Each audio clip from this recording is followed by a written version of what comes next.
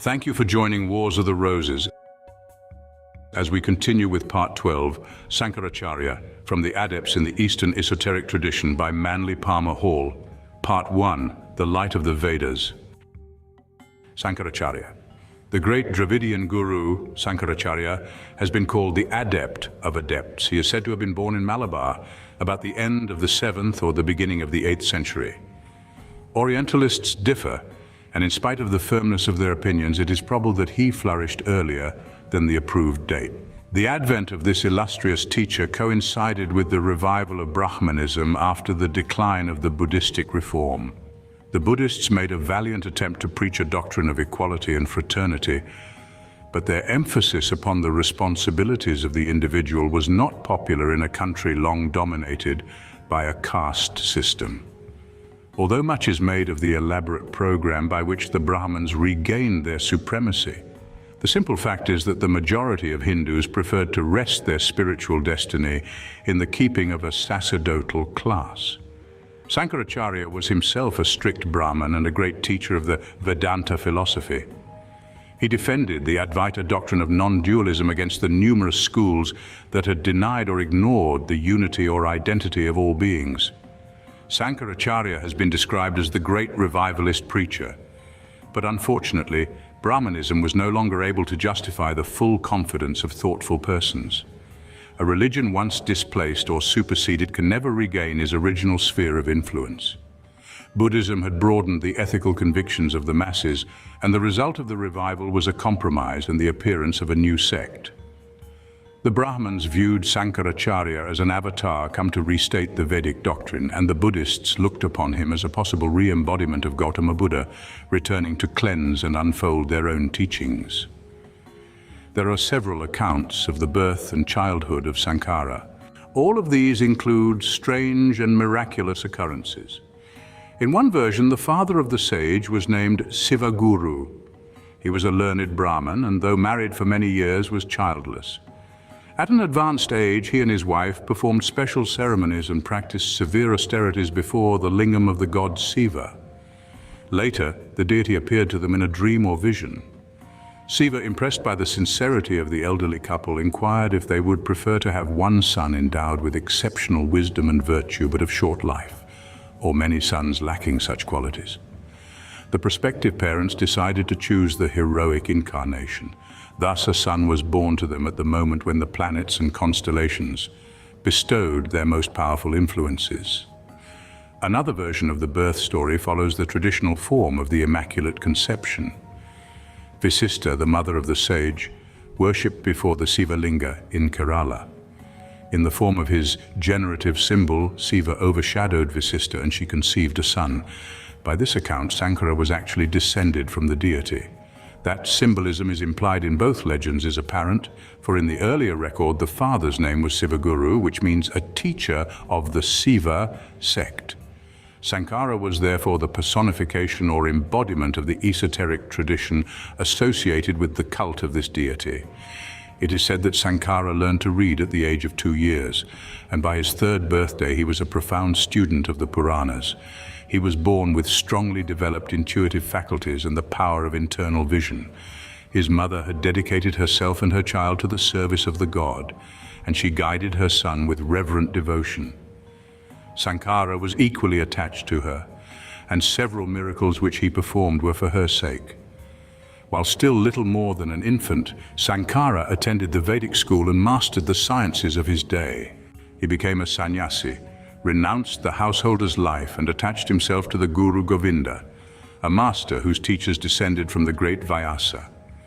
The young mystic increased in fame until the reports reached the king of Kerala. This illustrious personage came with his retinue to invite Sankara to the royal court.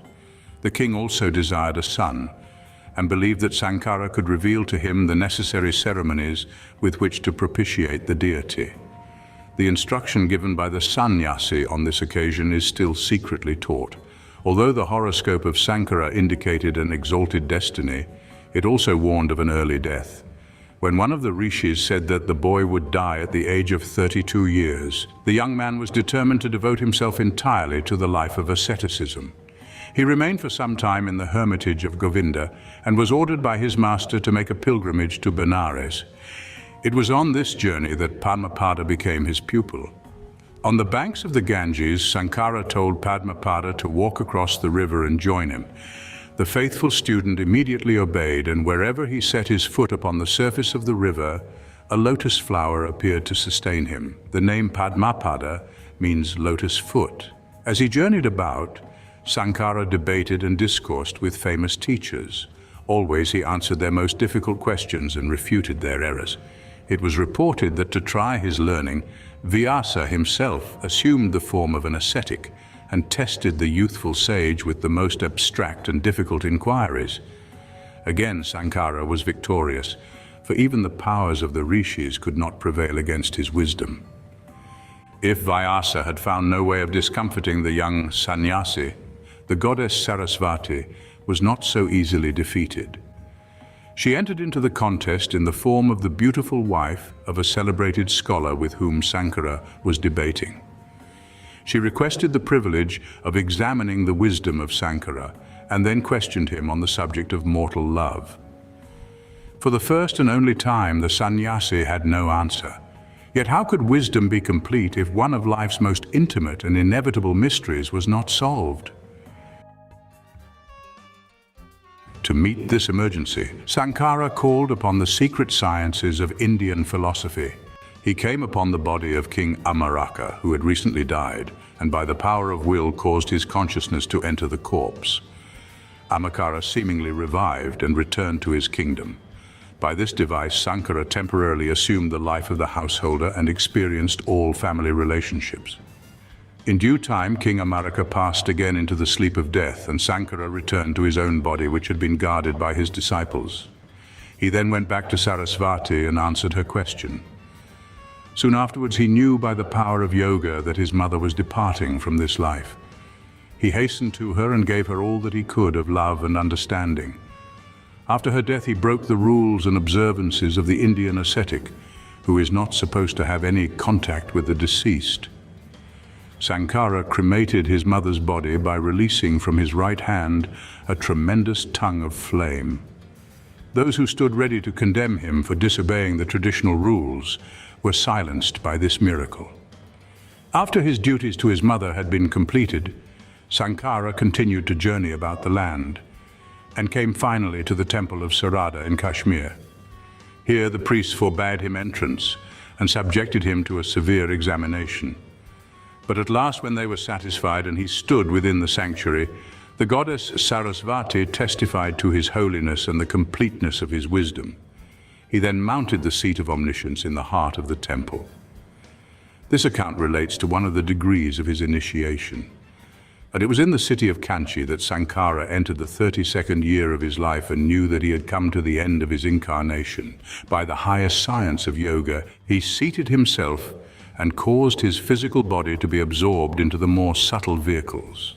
These in turn he disintegrated, attaining identity with pure reason. The pilgrimage of his consciousness continued until he experienced identity with the consciousness intelligence which pervades the universal form. He was buried and not cremated, for so pure and holy a body did not require the purification by fire. Anandagiri definitely states that Sankara absorbed his physical body and also that the remains of the sage were placed in a tomb. By absorption is undoubtedly meant the withdrawing of the physical principle of energy and not the actual disappearance of the bodily remains. The apparent contradiction is due to the obscurity of the wording. Madame Blavatsky, quoting from the Esoteric commentaries, differentiated between Gautama and Buddha. After the nirvana, Buddha returned to the universal consciousness, but Gautama, the human ego, attempted further incarnations. Blavatsky writes, a few centuries later, Buddha tried one more incarnation, it is said, and again 50 years subsequent to the death of this adept, in one whose name is given as Tiani Tsang. No details, no further information or explanations are given.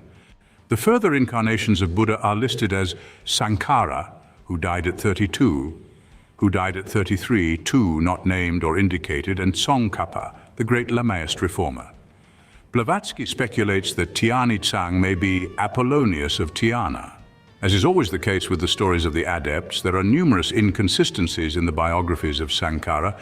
In spite of the reference to his death, there is the report that he retired to an ascetic's cave in the trans-Himalayan region. He forbade his disciples and students to accompany him and disappeared forever from the sight of the profane. He's among those included in the Brotherhood of Shambhala and continues to keep his vows of service to humanity. He lives in the doctrine he taught, which can be summarized in one of his statements. The Supreme Spirit is real. The world is unreal. The individual self is only the Supreme Self and no other. As a philosopher, Sankara approached one of the most difficult abstractions which can confront the mind of the truth seeker. If there exists a supreme being, omniscient, omnipresent, and omniactive, and therefore completely limitless, how can a creation composed entirely of limited creatures be explained? In substance, how and why does perfection produce only imperfection? Sankara solved this apparently irreconcilable conflict between noumenon and phenomenon by introducing the principle of Maya, or illusion. The mind confuses subject and object, the knower and the knowable, and by imposing the qualities of one upon the other, brings into existence both the cause of doubt and the evidence which sustains the uncertainty. The sage objectified the confusion under the terms we and you. These terms cannot be used interchangeably. It is not proper to say we are you or you are we. It is also false to transfer the attributes of we to you or vice versa. We or I exist as that which knows or as the state of knowing. It can never be that which is known. Thus knowing is subject and the known is the object. Schopenhauer's Wille and Vorstellung correspond to the world as subject and the world as object. In Sankara's teaching, the nature of the not-self or object can be determined by examination and the testimonies of the faculties and sense perceptions, but the substance of the self or object knower can be discovered only by internal experience. In conclusion, writes Max Muller, Sankara sums up by saying that all that is founded on this wrong transference or assumption, all in fact that we can know and believe to be true, whether in science or ordinary philosophy or law or anything else, belongs to the realm of avidya or nescience, and that it is the aim of the Vedanta philosophy to dispel that nescience and to replace it by vidya or true knowledge. It naturally followed that Sankara recognized a distinction between esoteric and exoteric learning. The secret discipline was a systematic unfoldment of consciousness toward identity with unconditioned being. The profane schools of education were satisfied to attain an intellectual concept of the object universe. They sought to perfect wisdom by imposing unexperienced qualities called definitions upon objects, and by forcing the knower to condition or restrict its own universality. Accepting the self and the not-self as one results in the greater being burdened with the attributes of the lesser, at least on the plane of mind. A man says, "I am sick," or "I am old," or "I am afraid." His very statement is untrue, for I is unchangeable and exists in perpetual detachment from action. It is the not-self, the exterior personality, which is subject to various misfortunes. The man should say, "My body is sick," or "My body is old," or "My mind is afraid." The moment the fact is acceptable, the path of enlightenment is revealed. Thank you for watching, and please don't forget to share, like, subscribe, and comment. And if you can, please consider donating to Wars of the Roses. Links to PayPal and Patreon are in the description. Thank you so very much.